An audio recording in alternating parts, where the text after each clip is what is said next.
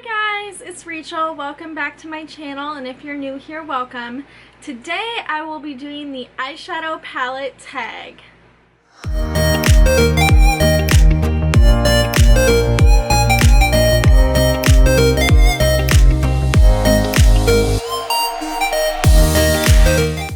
This tag was created by Samantha and Allie Glines. I will have their channels and videos linked down below, as well as I was inspired to do this by my friend Bridgette Snyder, so I will have her video linked down below if you'd like to check it out. It is basically a tag inspired by TikTok where you just show palettes in various categories, and I have them all written down right here. So the first one is show your newest palette. My newest palette is the Tom Ford Quad in Sous Le Sable. It's this palette right here, and I already reviewed this on my Instagram and on Influencer. I really am not a huge fan of it. I think it's overpriced. It is an $88 quad, and I don't think it's worth that price tag, but I got it from Influencer and I'm really grateful that they sent it to me and I was able to try something from Tom Ford. I've wanted to try something from Tom Ford for a long time, so that is my newest palette. And then the next one is show your oldest palette. My oldest palette is the Sephora and Cinderella Disney palette.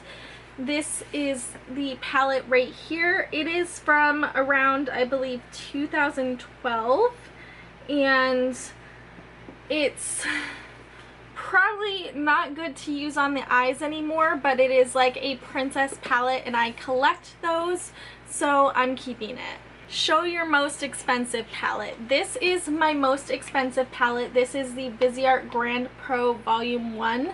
I actually got the original release where they were numbered, the limited edition out of 3,000. Mine is 2155 out of 3,000, and it is an all matte palette. Let me just move the plastic so it's not glaring at you. It's so beautiful. I love this palette, but it was $175 for this palette, and I still to this day don't know whether that was worth it.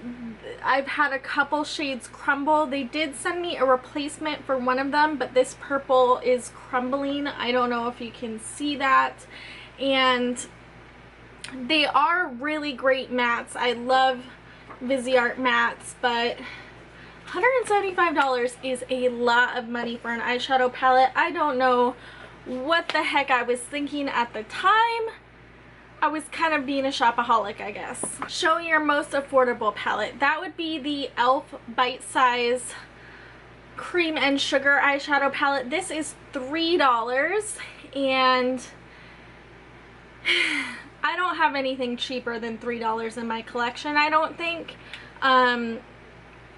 It has 2 shimmers and 2 mattes, and it is a really nice palette. I did do a comparison between this and the Fenty mini palette, so if you want to see how it stacks up next to a high-end palette, definitely check that video out. And then show your everyday palette. So my everyday palette is the Huda Nude Light palette.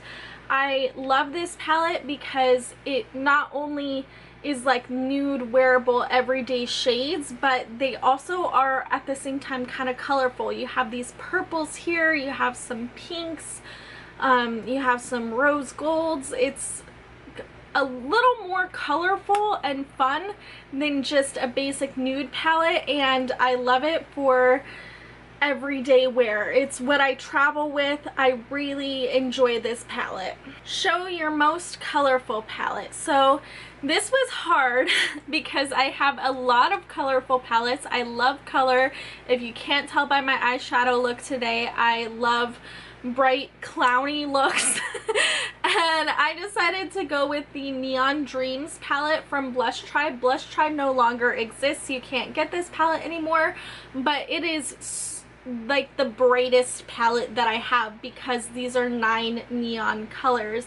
I don't know if it's coming across on camera how truly bright these shades are, but they are bright. They are really hard to work with and hard to blend, so I use them more as pops of color, but I do enjoy this palette. Next is Show Your Smallest palette. So that would again be the e.l.f. Bite Size eyeshadow palette.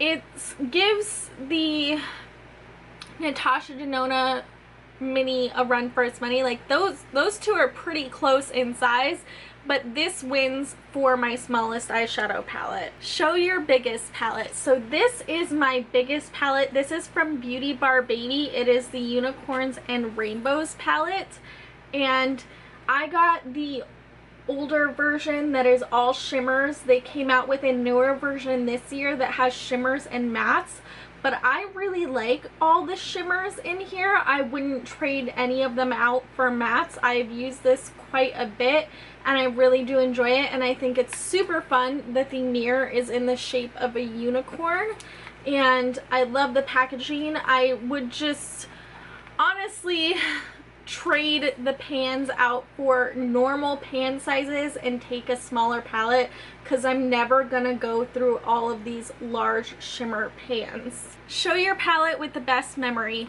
This was hard because I have a lot of palettes with a lot of memories, but one that stuck out to me was the Bad Habit Supernova palette. This is the dupe for the Lila palette from Natasha Denona. It's super purpley and pretty, and this palette I did my Drunk Get Ready With Me, which is I think my funniest video and my favorite video I've ever done. If you haven't seen it yet, I will have it linked.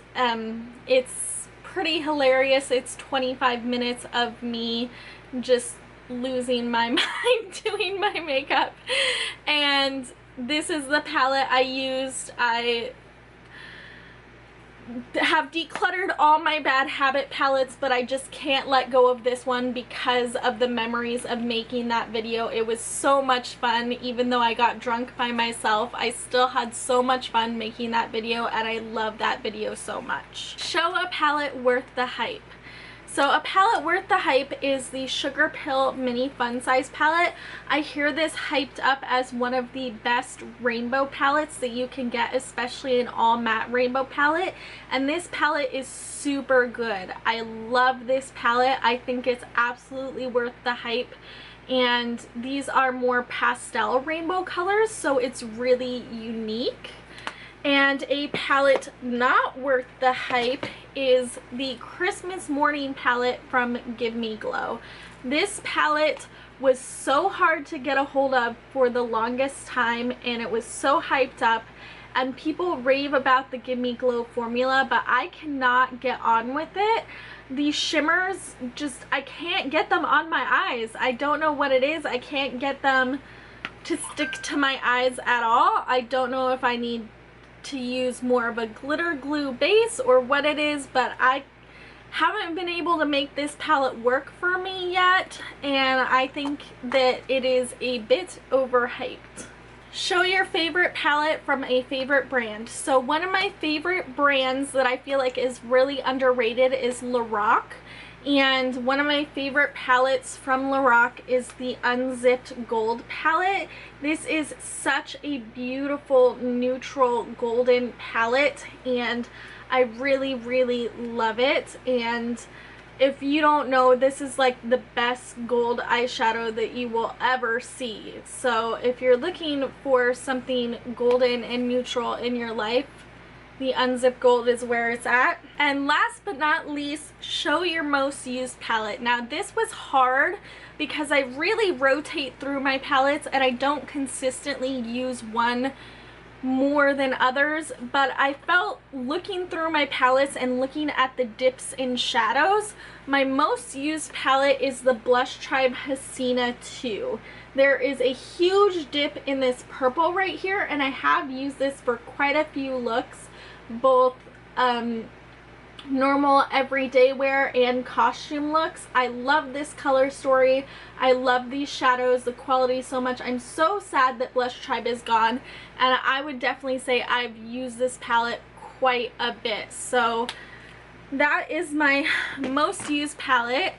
And if you would like to do the eyeshadow palette tag, I tag you guys. So let me know in the comments down below if you're going to do this tag.